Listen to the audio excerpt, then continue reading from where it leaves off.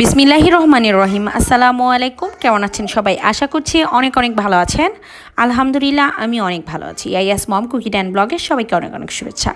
আজকে রুই মাছের ভুনা করবো একটু ভিন্নভাবে। চলুন তাহলে দেখে নিই কী কী করছি।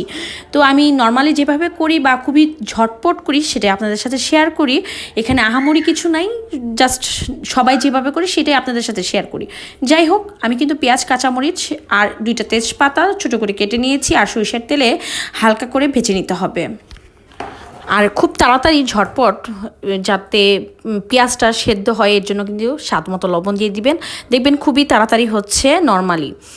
যাই হোক, আমি কিন্তু এখানে স্বাদ মতো লবণ একবারেই দিয়ে দিচ্ছি। এখানে কিন্তু আর কোনোভাবেই লবণ দেওয়া যাবে না, কারণ আমি একটু বেশি পরিমাণেই দিয়েছি, পরিমাণ মতো যা আমার যতটুকু লাগবে ভুনায়। যাই হোক, একটু নাড়াচাড়া করে ভেজে নিচ্ছি। আর পেঁয়াজটা ভাজতে ভাজতে আপনাদের সাথে একটা কথা শেয়ার করছি। আমার ভিডিও যদি ভালো লাগে অবশ্যই লাইক, শেয়ার, কমেন্ট করবেন। প্রত্যেকটা কমেন্ট আমার জন্য অনেক অনেক গুরুত্বপূর্ণ। এতে করে আপনাদের সাথে সুসম্পর্ক তৈরি হয় আর নতুন করে আমার ভাই বোনের সাথে পরিচয় হতে পারি।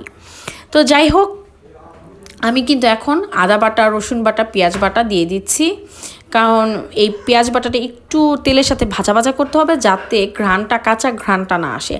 আর টাইম বেশি লাগলেও আমি কিন্তু যে কোনো কিছু একটু বেশিভাবেই কষিয়ে নিই, যাতে কোনোভাবেই কোনো ধরনের ঘ্রাণ না আসে। আর কষানোর মধ্যে কিন্তু তরকারির প্রাণটা থাকে, যত ভালো কষানো হবে তরকারিটা কিন্তু ততই মজা লাগে। আর যেহেতু এখন নতুন পেঁয়াজ নেমেছে, আমি কিন্তু তেমন একটা ভাজা করব না, হালকা ভাজাই রাখছি। আর এখানে দিয়ে দিচ্ছি 1 চা চামচ হলুদ গুঁড়া, মরিচ গুঁড়া স্বাদ মতো, আর ধনিয়া সস যে গুঁড়াটা আছে, আর গরম মশলার যে গুঁড়াটা আছে সেটাও দিয়ে দিচ্ছি।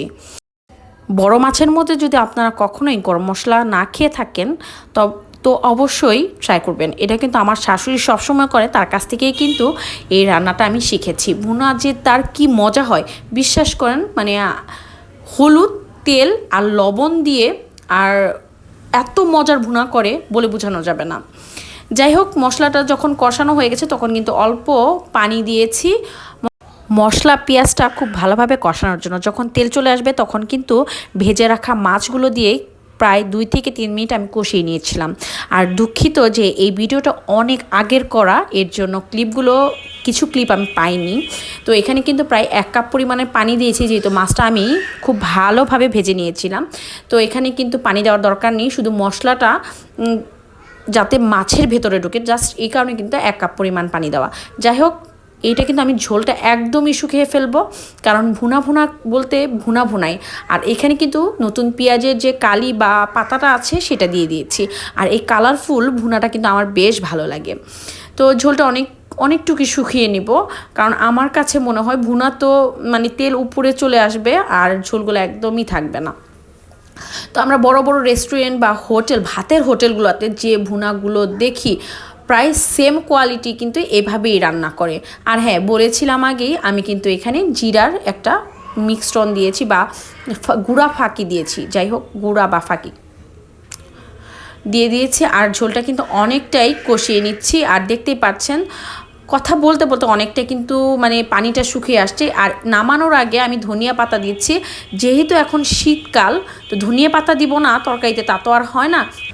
ধনিয়া পাতার ঘ্রাণের সাথে গরম গরম ভাত, এইরকম ভুনা হলে আর কি লাগে বলেন তো।